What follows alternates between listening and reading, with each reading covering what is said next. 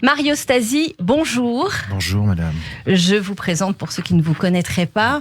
Vous êtes avocat, mais surtout l'actuel président donc de la LICRA. Beaucoup de dossiers d'actualité à propos desquels on souhaite entendre le président de la Ligue contre le racisme et l'antisémitisme que vous êtes.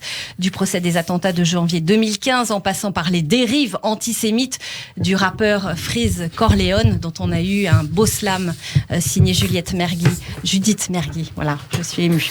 Sans oublier les récentes décisions de justice concernant notamment les antisémites Jérôme Bourbon ou encore Hervé Ryssen. Sans plus attendre, je vous propose de débuter notre entretien par le procès des attentats de janvier 2015, procès dans lequel la LICRA est donc partie civile concernant les faits commis à l'Hyper-Cacher. Vous avez témoigné hier à la barre. Quelle a été la teneur de votre message devant la cour ? Ça a été... C'était d'abord un moment important, un moment intense, un moment qui m'a plus bouleversé que je le croyais, puisque avocat, j'étais et je suis habitué des cours d'assises, et je venais ici comme président d'association, 2 avocats de la LICRA qui depuis le premier jour sont présents, et devant cette salle, rappeler pourquoi nous étions là, quels étaient nos combats, quels devaient être les combats de la République. Je me suis exprimé après Noémie, présidente de l'Union des étudiants juifs de France, et j'ai rappelé cette phrase en écho de Koulibaly qui disait, ou qui a dit: ce que je déteste le plus, c'est ce que vous êtes, juifs et français. Et j'ai expliqué à la cour que les combats de la LICRA, c'était toujours d'être aux côtés des victimes, quelles qu'elles soient, Mera, Barbie, Touvier, Papon, les complices du génocide des Tutsis aussi, victimes de ceci, et que notre expérience nous avait montré que le crime antisémite n'était jamais un crime solitaire, qu'il y avait toujours plein de maillons à une chaîne qui amène à l'horreur, que chacun était responsable ou de son maillon ou d'avoir laissé faire, et que l'on ne pouvait pas considérer qu'il s'agissait simplement d'une affaire de la communauté juive, et que l'universalisme, c'était justement que c'est pas parce qu'on est noir qu'on doit défendre que les noirs, blancs que les blancs, ou juifs que les juifs, et que l'universalisme, c'était aujourd'hui de pouvoir dire que nous sommes tous juifs et français, et que je souhaitais que chacun ici dans cette salle puisse se dire tous juifs et français, et que marcher, comme le disait Noémie, marcher, nous sommes une génération de marcheurs.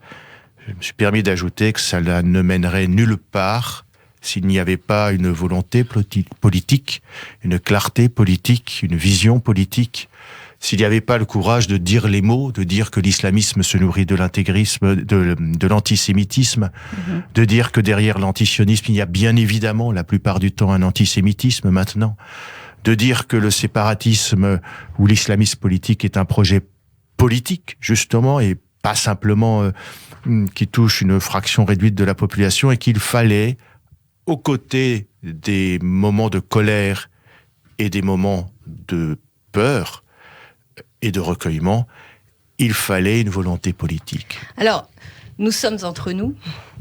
Avez-vous le sentiment que les Français ont été et sont encore, 5 ans après, plus Charlie que juifs ?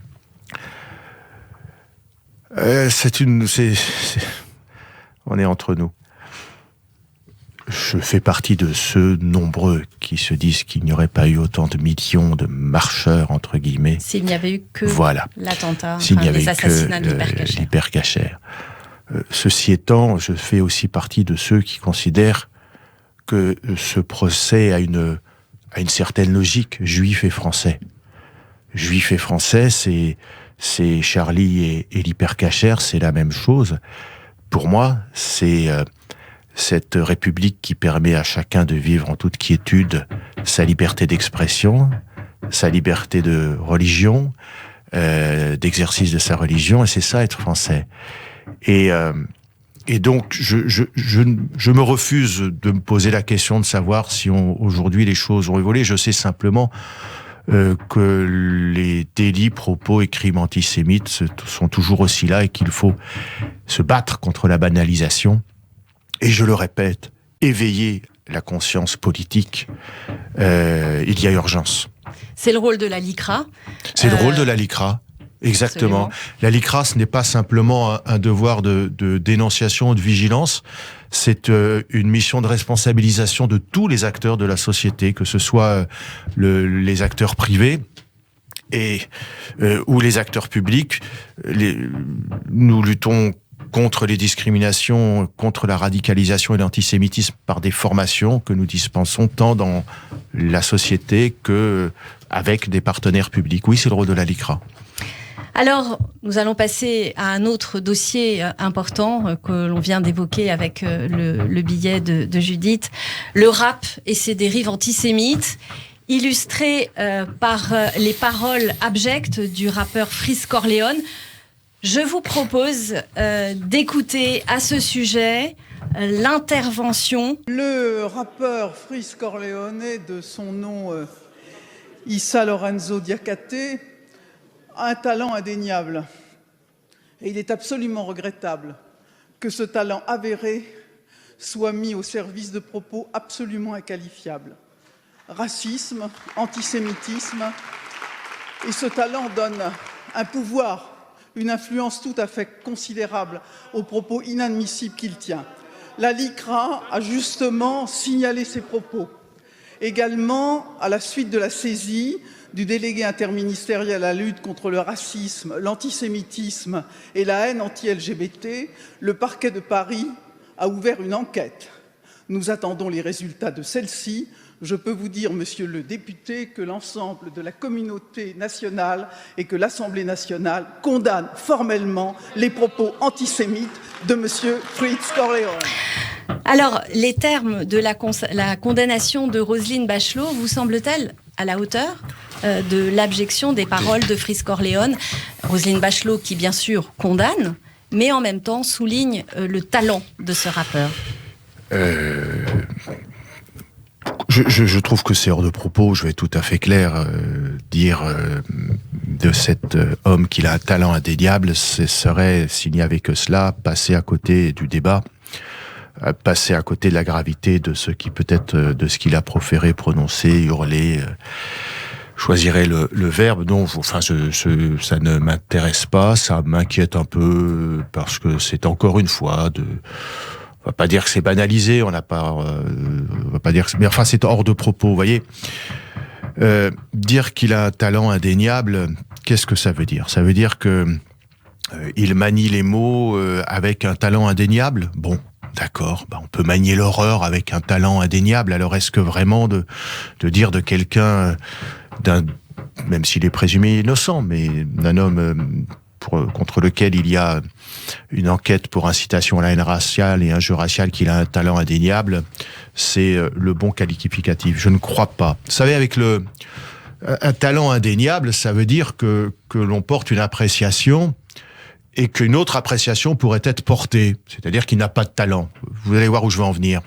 Et c'est le rap de Judith qui m'y a fait penser en le relisant.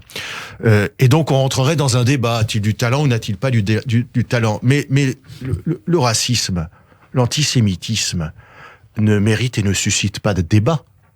On n'est pas dans un échange d'expression, dans un échange d'opinion. On est dans la commission d'un délit. On n'est pas dans l'appréciation subjective de ce qui est acceptable ou de ce qui ne l'est pas. On n'est pas dans la liberté d'expression qui peut et qui doit, et je le souhaite, être ô talentueuse, ô combien. On est dans la commission d'un délit.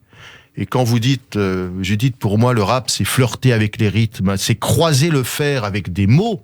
Croiser le fer avec des mots, c'est le débat. C'est éveiller les consciences, c'est donner une opinion, c'est user de sa liberté d'expression, Charlie, mais c'est aller jusqu'à la limite de ce qui est acceptable par la Convention européenne des droits de l'homme, notamment par la loi. Commettre un délit, ce n'est pas croiser le fer avec des mots. C'est porter une atteinte plus ou moins grave à ceux qui se sentent affectés, profondément meurtris, vous l'avez écrit, pardon, je reviens à votre texte, mais il me plaît beaucoup qu'on aborde la Shoah ou le génocide du Rwanda, la guerre d'Algérie ou le massacre en Syrie. Il y a toujours un enfant qui a perdu sa mère, une atteinte individuelle et puis une atteinte à la société. Il y a des choses qui sont inadmissibles. Eh bien, ce que la société considère comme inadmissible, elle l'objective en promulguant des lois, en se référant à des traités internationaux, et ce sont des délits. Et l'antisémitisme, ce n'est pas une opinion, c'est un délit. Je me fous du talent présumé ou non de ce monsieur. Alors, il nous reste à peine quelques minutes. Il y a eu, ces dernières semaines, il y a eu tout de même quelques raisons de se réjouir, avec des décisions de justice à la hauteur de l'allégation antisémite répétée de la part notamment du rédacteur en chef du journal Rivarol, l'antisémite Jérôme Bourbon, ou encore l'incarcération, il faut quand même le souligner, de cet autre antisémite notoire, Hervé Ryssen. Vous vous dites, enfin, la justice apporte une réponse à ces provocations à la haine. Il était temps, et il était temps, et j'ai été avocat de la LICRA pendant de nombreuses années avant de devenir le président. Enfin, de grimper, voilà. Combien de fois ai-je entendu de la prison avec sursis requise contre Dianoula Mbala, ou les uns ou les autres, Soral. contre Alain Soral, et me rendre compte que celui qui représentait l'État ou celle ne faisait que peu de cas de ce délit abject qu'est la provocation à la haine raciale, et j'en passe, et des pires. Donc, il est temps. Maintenant, ce sont des décisions, j'allais dire éparses, isolées, et le mal est bien plus profond dans notre société enfin, brandir ces deux décisions comme étant un début de remède au mal est, à mon avis, totalement illusoire, puisque il faut lutter contre ce racisme et cet antisémitisme ordinaire qui pullulent et qui envahissent nos tribunaux. Et ma conviction, c'est qu'il faut changer la loi, c'est-à-dire il faut sortir de la loi sur la presse, qui est une loi de liberté, qui est une loi qui protège les journalistes, qui est une loi de liberté d'expression.